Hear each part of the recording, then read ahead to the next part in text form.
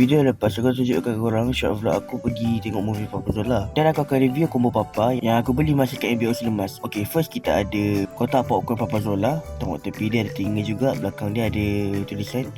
Dan kita ada air cup Cimo Board, macam ni lah dia.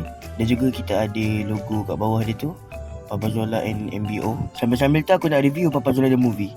So next kita ada fokus utama kita iaitu mini figurin Papa Zola. So basically movie ni ceritakan pasal Papa Zola yang nak selamatkan Baby Zola yang kena culik. Itulah singkatan sinopsis dia.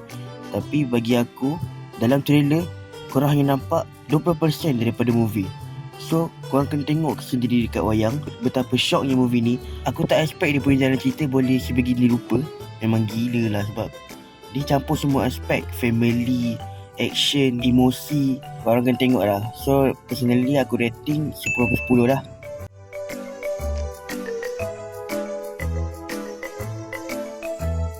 Berapa rating kau?